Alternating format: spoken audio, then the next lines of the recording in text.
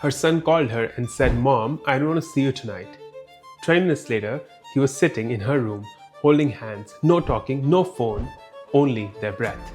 Soreya James has spent 20 years teaching Kundalini yoga and meditation, mentored by teachers like Deepak Chopra and Eckhart Tolle.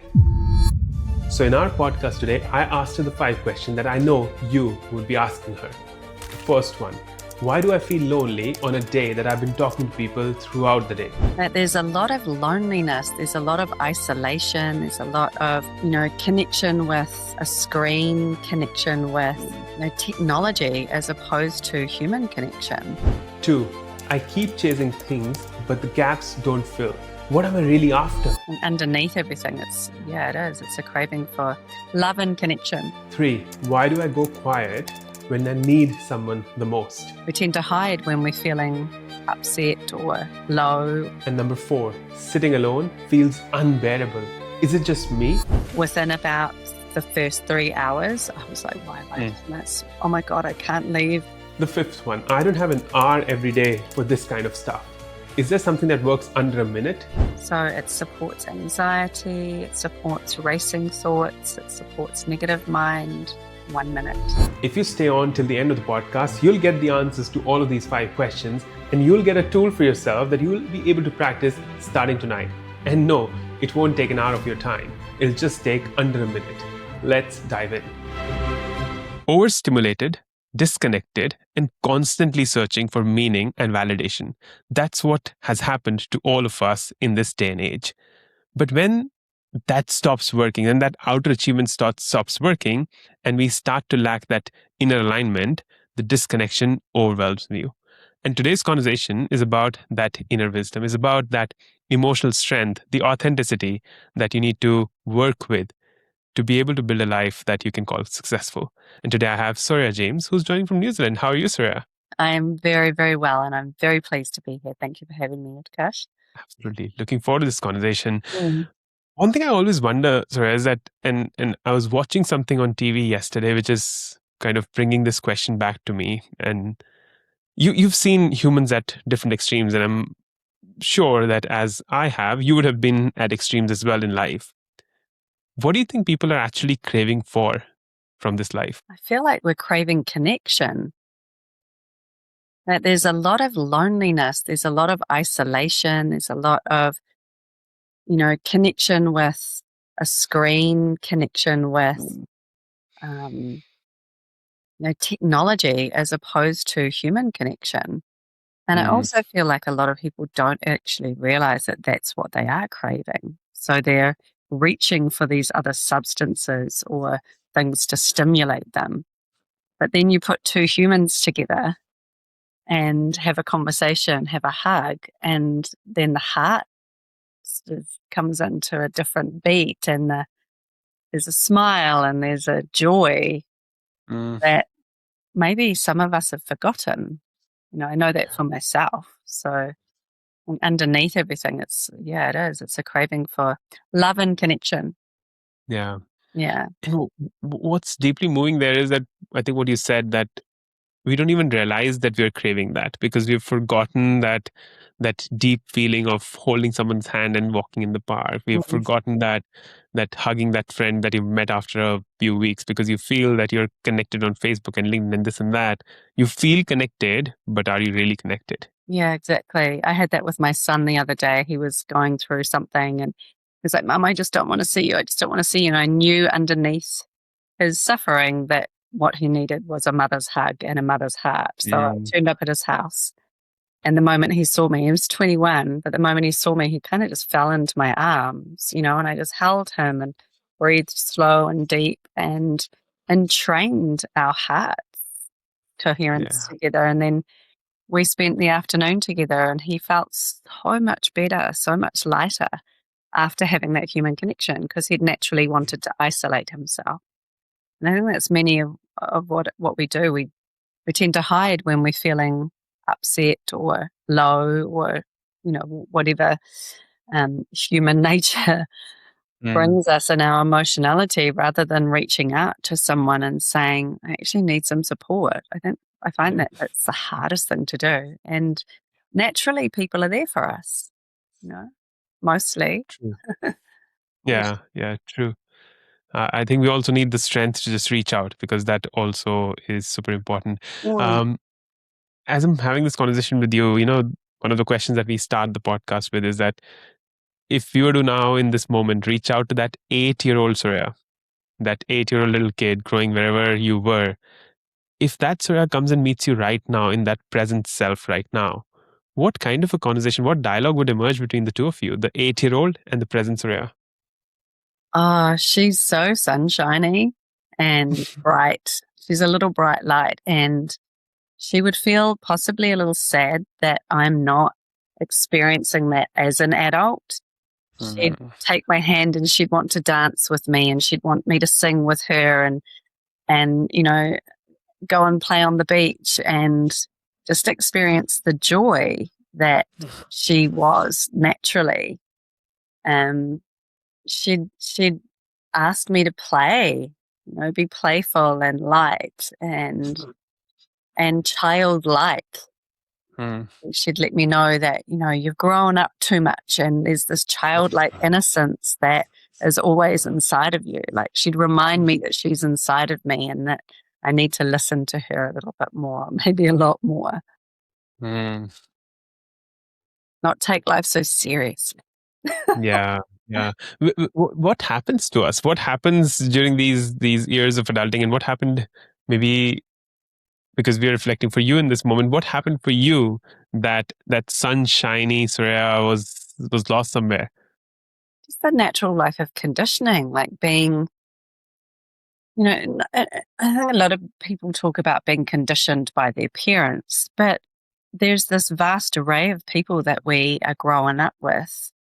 Teachers, siblings, cousins, grandparents, family friends. And there's just this kind of array of noise that comes into a child's life from all of the people and all of the impressions that slowly start to have us believe what we are not. So it slowly starts to place these layers of judgments or fears or anxieties, and we don't really understand it as a child, but we know it in our bodies. When someone says to you, stop doing that, or you shouldn't, or try this, and people wanting to sort of create their own identity through their children or through their students, we don't necessarily hear the words, but we feel it as an experience in our body. So that layering just continues to cover the natural diamond that we are as children. And those first 7 years are really formative years. And after that, it's very, very hard to undo what has already been conditioned. Yeah. So for me, there was a lot that went on in my childhood, good, bad, and ugly. But we tend to be more imprinted with the things that have hurt and harmed us, as opposed to the things that have healed and helped us. And it's a part of our kind of human nature of having to then live the rest of our lives undoing those formative years. Yeah. Harmed and hurt versus healed and helped. Yeah. Is it more nurture, or is it more nature that makes us focus on one of these? I honestly feel it's both. That, we come in with our generational trauma, but we also come in with this infinite wisdom that's come through the generations before us. And it's all of it's in our DNA. Like, we can tap into the brilliance of our history, but we're also pulling forth, the darker aspects of the human psyche. And so that's nature. And then it's also how we are nurtured through our formative years. But you have these stories of, this child grew up to be a misfit in society, or they've grown up and they've become a gang member or an addict or whatever it might be. And people say it's so odd because they were brought up in such a great family, their parents were pillars of society, and they gave everything to their child. And then the complete opposite happens as well. Some of us are born in very impoverished uh, homes and cultures, and turn out to be this incredibly successful, whatever you want to place as what success means. Yeah. So for me, Yeah. that has me questioning that it must be both. It's not one or the other. Mm. Yeah. Yeah, I agree with that. It's a balance that one can't really measure what's impacting what, but I think there's an element of choice in there as well, which we Absolutely. could call it consciousness, which we could call it the mindset. People have different words for that. Mhm. And I think you spoke about success. So many definitions, right? Each person could have their own definition of success. And Yeah. so when you work with successful people, and I've seen that in my work as well, what do you think is missing? What do you think that we see as outer success, but there are layers to that outer success that nobody talks about in public? I can only speak of my own experience of there's the child inside of me that has been seeking validation, because as a child, I was given so much validation.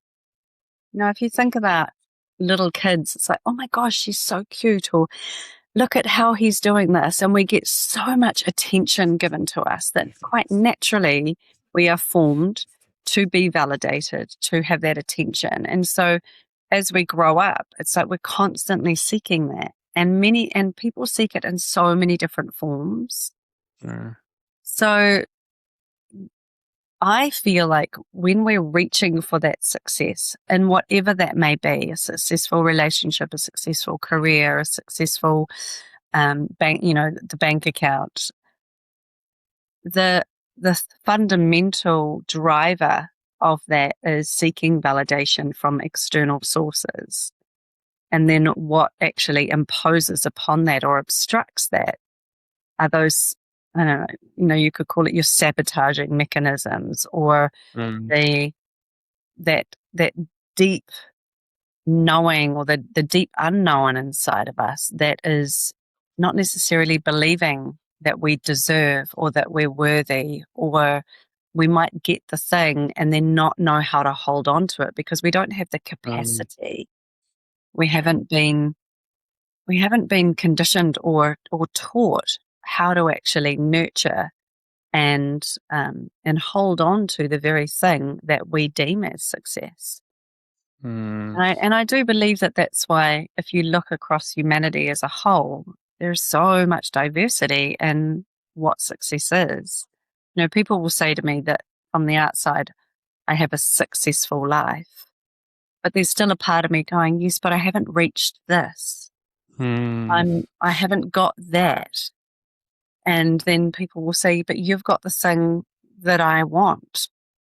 And that's that inner peace, that's that balance of mind. And I'm going, well, you've got the thing that I want, and that's the whatever that might be, So I really feel like, for me personally, and the people that I've worked with over the years, that it comes back to that deep, deep, deep lack sense of there's a lack of something, as opposed to that natural sense of prosperity and abundance, which is not always money. It's not always materialism.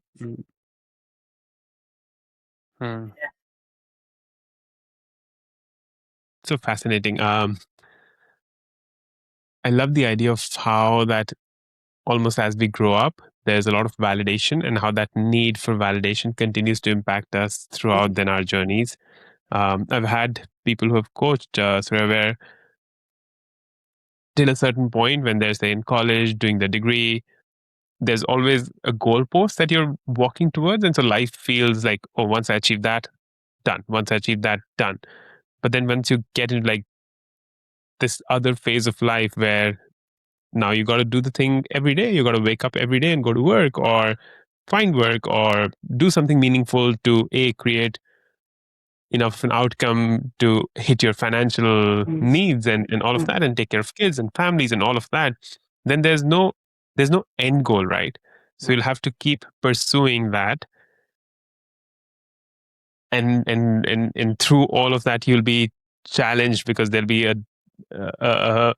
part of you that'll be wanting, like, when do I get validated, when do I feel like I've succeeded? Yeah. And so how do you look at this cycle? People call it the rat race. I feel differently about it, but what's your perception of the cycle that we end up building for our own lives? I just think that the majority of us are on the treadmill and we're trying to Mm, get to the place called there. I mean, you think about that saying, "Oh, I'm going to get there one day. Oh, I'm nearly yeah, there." And I yeah. often say to people, "Where is this place there?" And they're like, "What do you mean?" And I say, the thing that you call there, like, what is that? What does it look like? What does it feel like? What are you going to do when you get there? How are you going to be Mm, different when you get there? And it's mm, like you say, there's the, "Oh, I can't wait to have a boyfriend or a girlfriend." mm, The mm, relationship happens, and then people will say, "Well, you guys have been together a couple of years. Like, are you going to move in together? When are you going to get mm, engaged? Then you get engaged. When are you going to get married? When you get married? When are you going to have a mm, child? When are you going to have your mm, second child? When are you going to buy a house?" And so there's this constant need for striving of all of mm. these things on the outside. Yeah. I wonder if we will ever finally get to that place where, rather than waiting to be on our deathbed and saying, "I Mm, wish I'd done, my regrets are I I didn't do," that we might just live that now, mm, and really understand the importance of human connection and of spending time with our loved ones now, yeah. of not being too busy that our children are constantly vying for our attention, Yeah. or that friend that rang and you were, "I'll call you back, I'm busy," that, that they really needed you. Like, are we Mm, actually going to reach that place? Or is it too late because of the incredible amount of stimulation that life is bombarding us with? Like the constant dopamine hits that are taking us out of presence. I don't know if that yeah. answered your question. I think I went on a bit of a tangent.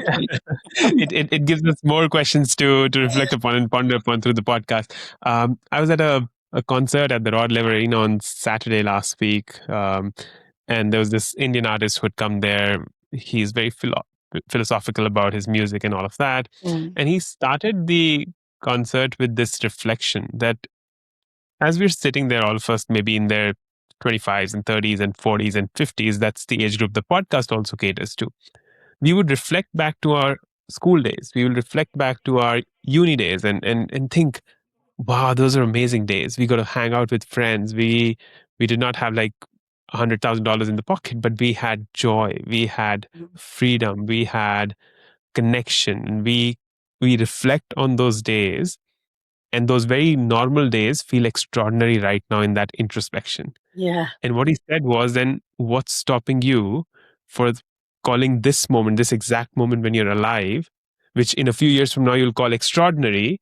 Why don't you call it extraordinary right now? Yeah. And it was such a powerful start to the evening that I felt, and I did not understand 80% of the words, because it was, India is a very diverse country, so it was a language that my wife understood really well, but I did not. And so 80% of the content did not make any sense to me, but the emotion, just the presence, just the being there was phenomenal. Yeah. I think, yeah, that's what you're talking about. Extraordinary life is right now. Yeah. Like, we just don't, I mean, I'm talking to myself as well, but I don't know anyone that lives just right now in this moment. Like, one of the mantras that I use as much as I can is, Hmm. what is the next natural step? So when I find my mind going off into some future dream state or hope or wanting or desire, or, off into the past, "Oh, I should have done that. Oh, what if, Mm, what if? I take a few breaths and I ask myself, "Soraya, what's just the next natural step?" You don't have to mm, think about the huge vision or how you're going to make this happen, or just the next natural step. And sometimes it's just have a cup of tea.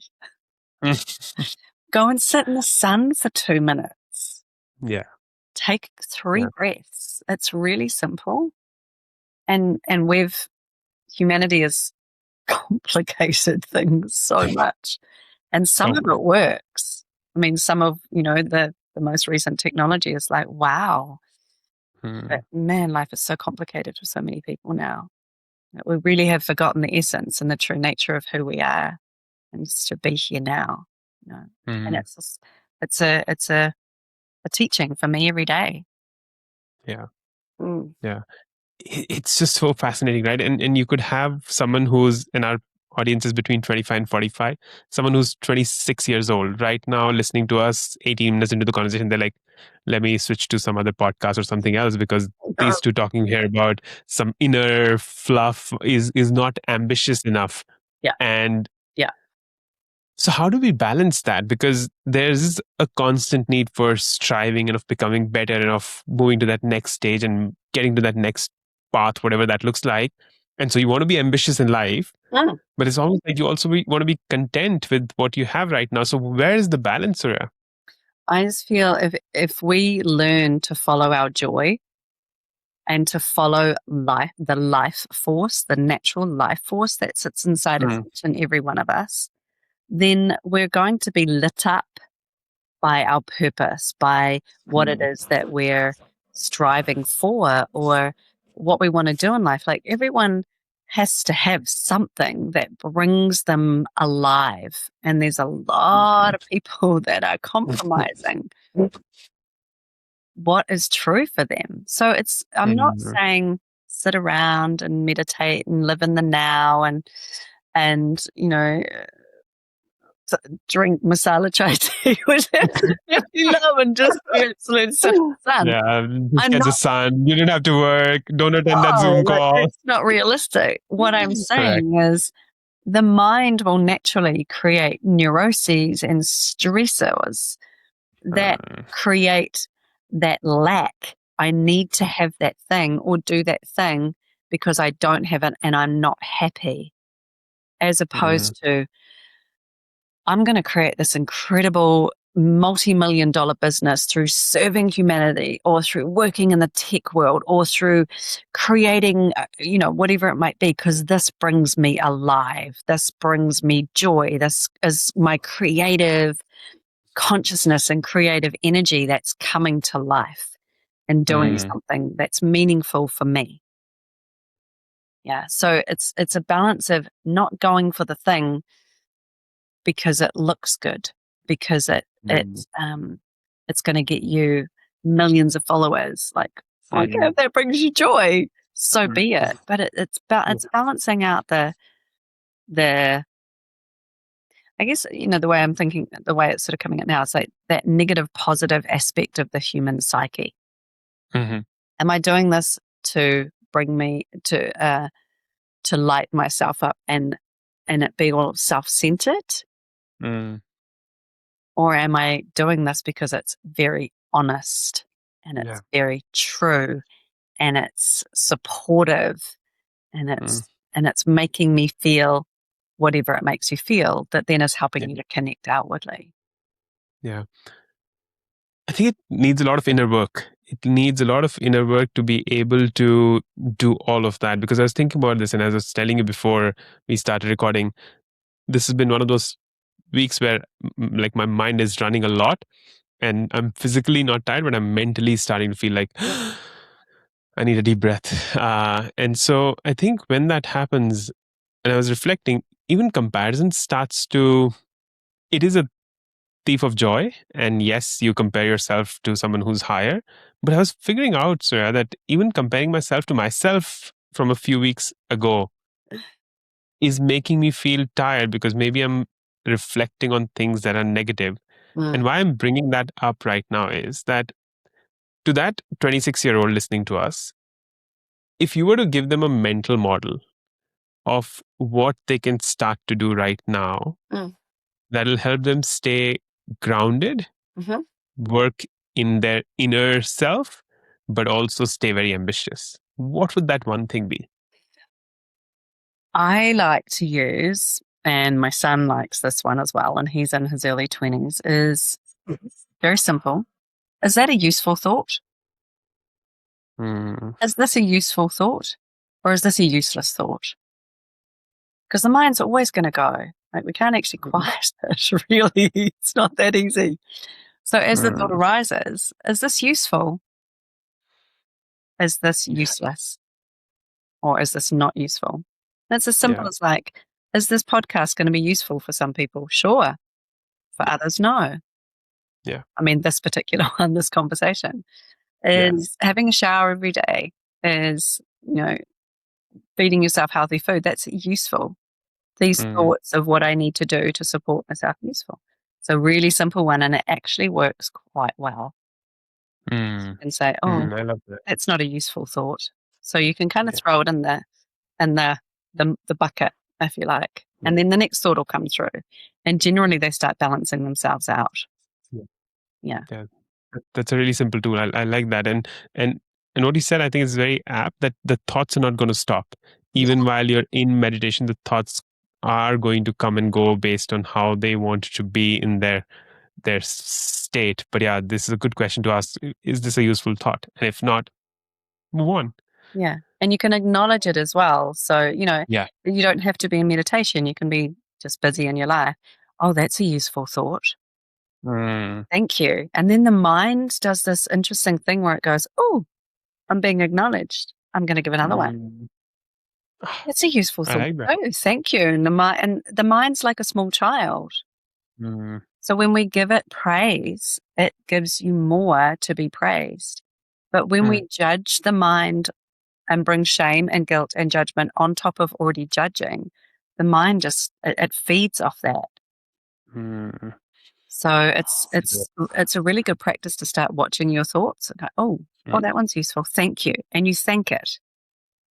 Well, that's not so useful. Let's try again. And the mind will go searching for a thought that's like a higher vibration, a higher frequency of that last thought when you give it a prompt. So you're giving it your own AI prompt.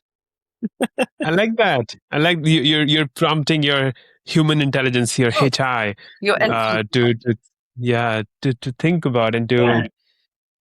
That's very cool. I love that. So Humans make everyone who's listening, choices. sorry, go ahead. Humans make silly choices. We do silly things. And so if we then go, oh God, that was so stupid, we're layering on top of the thing we just did. And then, oh God, I shouldn't have done that. And so it's like, okay, I did that thing. I probably, let's not do that again. And the mind goes, yeah. And you go, thank you. And you start having this more of a higher frequency conversation.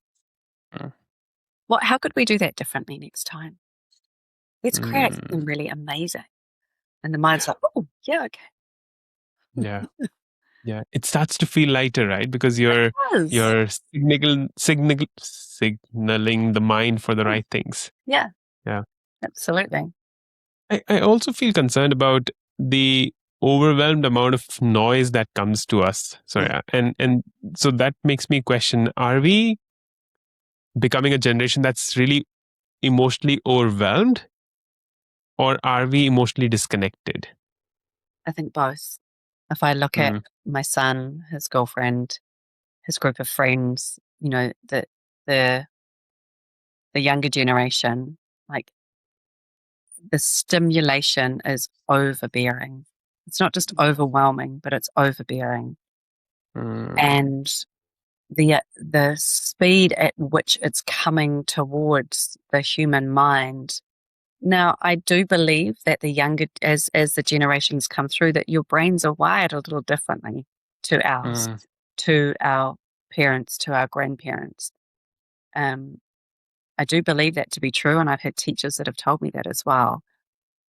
And I still look at the amount of stimulation that is coming towards your generation specifically, and how the unconscious mind, or how the superconscious and the conscious and the unconscious mind can actually take that information in. Like,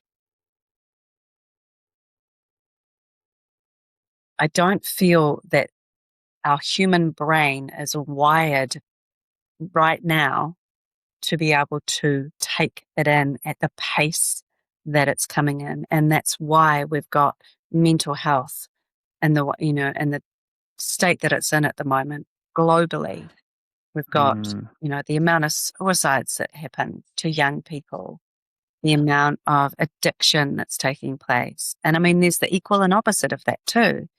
There's some absolute geniuses that are coming through, but I kind of look out there at the moment and I'm curious to see how the next generation actually cope and what coping mechanisms they use to deal with this amount that's being processed, like this processor. Yeah, there's so much. There's There's so much all the time. All the time. Yeah. And it's also driven by and you're talking about your son, so send this to him so that he can listen to it. He'll not like you very much after the podcast because my children don't like me when I share their stories. But I was talking to my elder one and he's 15, and what were we talking about? We were talking about something where he was putting a very strong point of view about something. And I was telling him, about choice of music. We were talking about Imagine Dragons. And he said, who listens to Imagine Dragons anymore? And I'm like, they're a really good band. I still listen to them. I love their songs and this and that. Have you heard Imagine Dragons, Soreya? One or two songs, yeah. Okay, yeah. So then I know he's one of those logical brains. So I go to Chat GPT under the dining table and I find what's the data that I can give him that it'll and I tell him, like, on Spotify, it has about 56 million listeners every month. So that means people are still listening to it. And he's like, but only old people listen to it. Yeah. I'm like, how can you tell me that?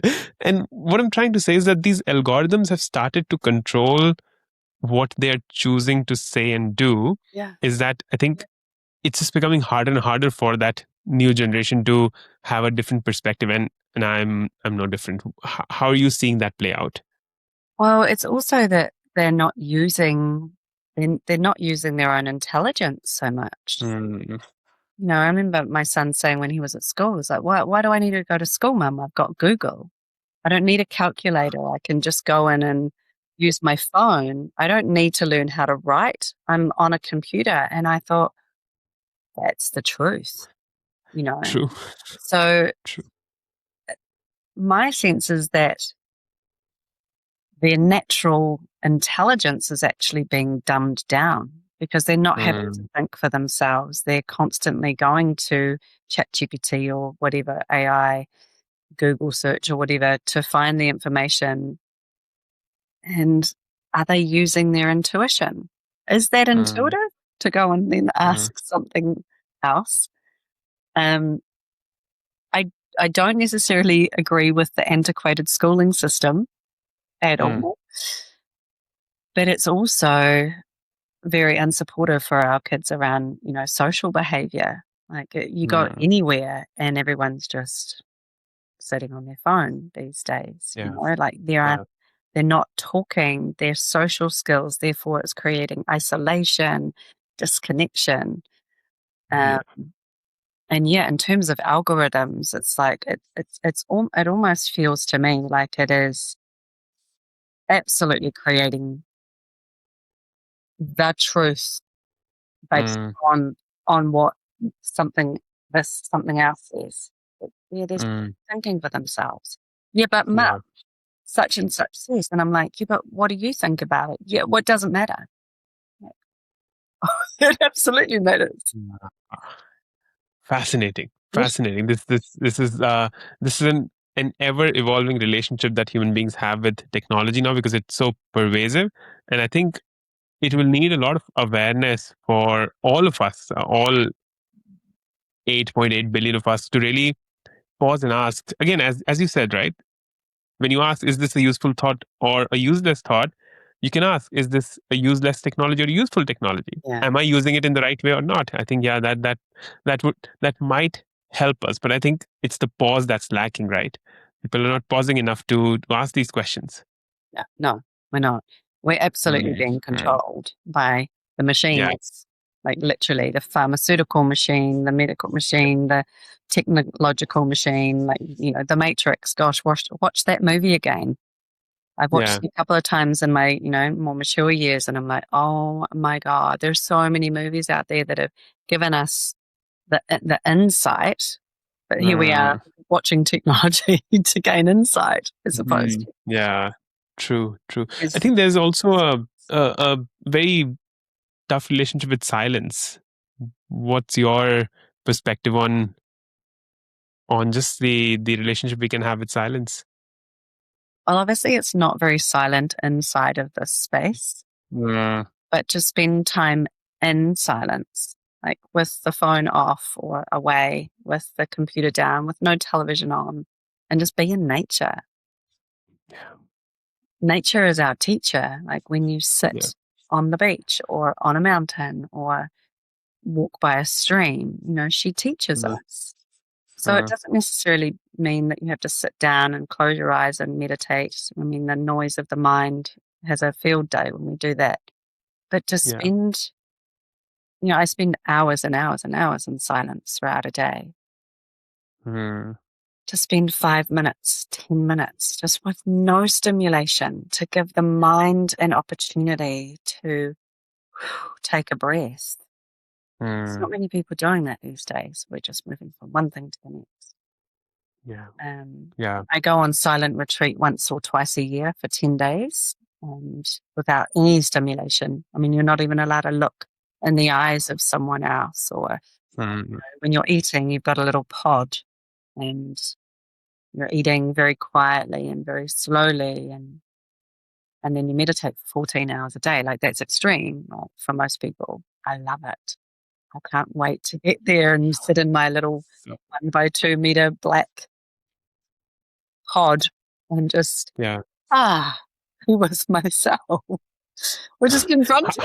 It's incredibly confronting, and that's the thing. People will not go into stillness and silence because they have to confront their mind. Correct. Yeah. And it's the I was most about to ask that. Yeah, it's the most challenging thing and terrifying thing to confront your own thoughts. But you're being confronted anyway. True. But how's that first experience? Because I'm imagining, like, the first time you went into a silent retreat, what did that feel like? Oh, it was terrifying. This was 22 years ago.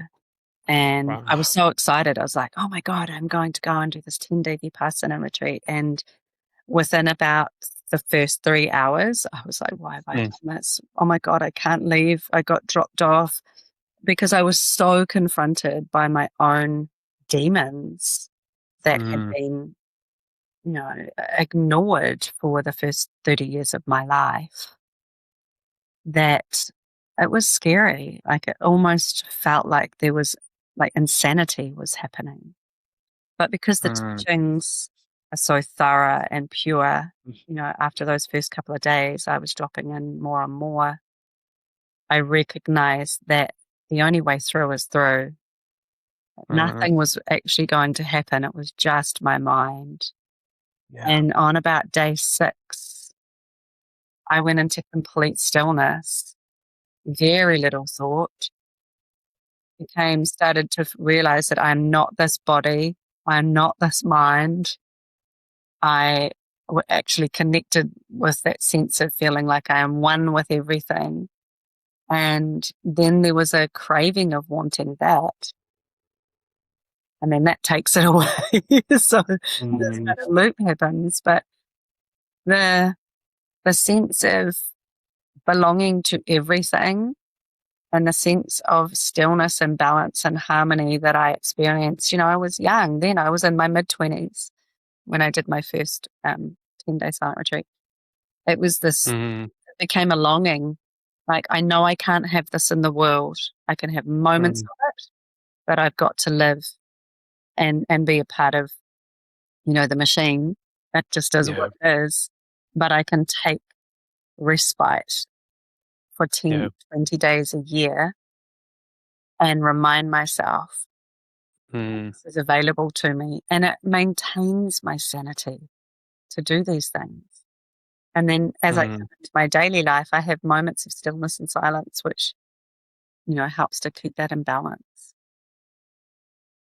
It's so powerful. If you were to synthesize this whole experience of doing this for 20 years, 10 days a year, that's 200 days of silence. And if you could synthesize it and give it to me in that Utkarsh, you can't do that right now. And this is for some of the listeners that might be listening and thinking, oh, I can't do a 10-day retreat. What should they start with right now? What's the micro step, Soreya, that they can start with to feel this sense of, it felt like bliss when you were describing it. 11 minutes, go and sit in nature. 11 minutes and close your eyes down. Be somewhere in nature. And if you can't get into nature, if you live in the middle of New York City or Hong Kong, just find a quiet place and put your timer on your phone, because you're going to want to have your phone nearby. Put it on for 11 minutes, complete silence. Close your eyes down and just focus on the area between your nostrils and your upper lip. And breathe. And if 11 minutes feels too hard, just try one and build up. Build up. Like 10 days is a huge commitment. But if you can start with 11 minutes, after 11 minutes, the glandular system starts to come into balance. And, I also teach a lot of dynamic meditation. So for a lot of mind types, it's just the mind is just constantly way too busy. That dynamic meditation, moving, working with mantra, working with mudra, working with, very specific and precise meditations, so much better. So anything that's going to bring your mind into a neutral state doesn't have to be silence. Doesn't work for everybody. Yeah. Yeah. And I'm pretty sure Instagram is not going to help. So try something else. Thank you. That was beautiful. If you now fast forward and go to that 80-year-old, who's done this about maybe 25, 30, 35 more times. At 80 years, Soreya, if that wiser self, in whatever ways we imagine it to be, comes to you right now and has one piece of advice on how you should lead the rest of your years, what would that 80-year-old tell you to do? Oh,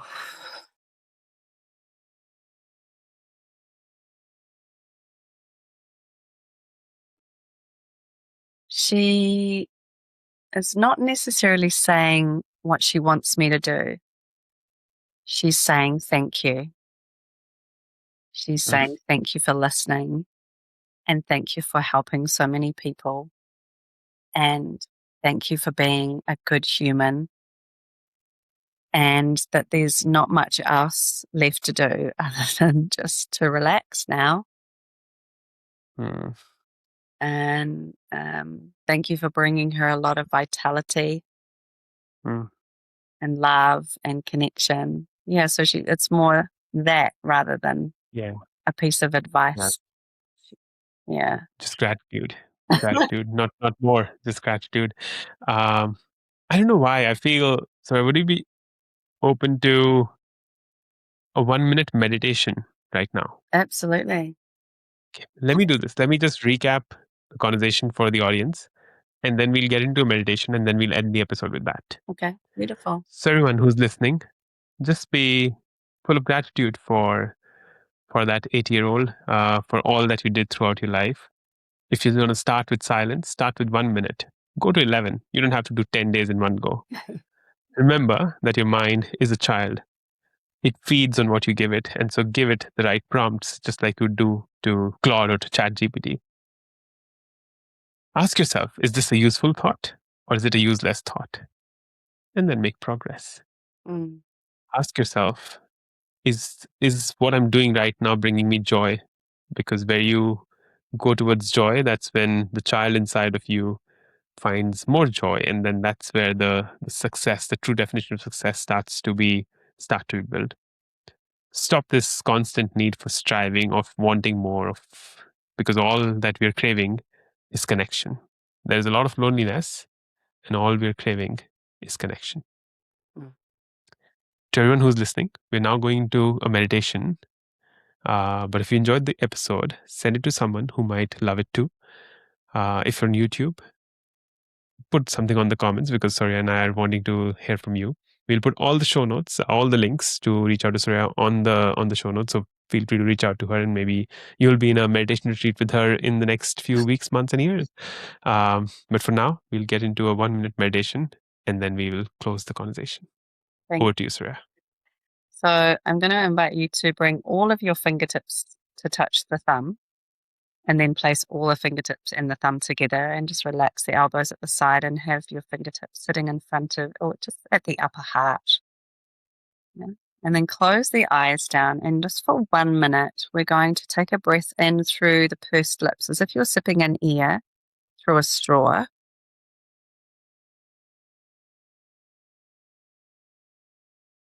And then you're simply going to empty the breath through the nostrils.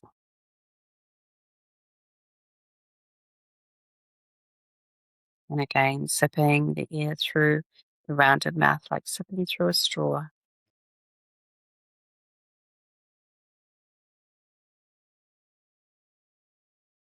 Releasing the breath through the nose.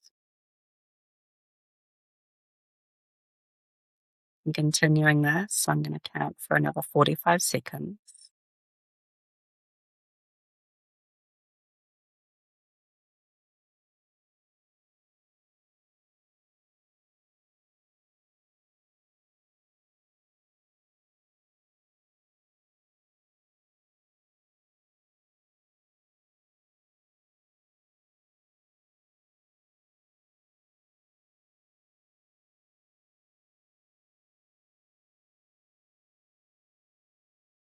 Let's take 2 more rounds.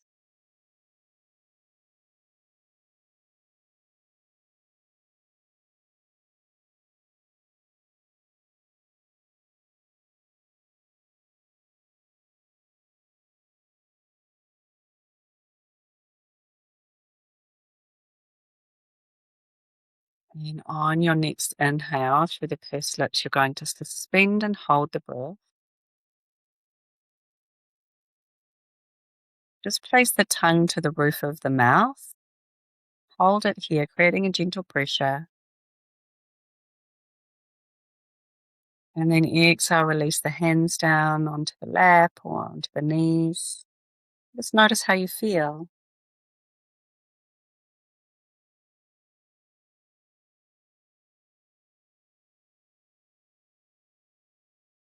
Just when you're ready, you can open your eyes.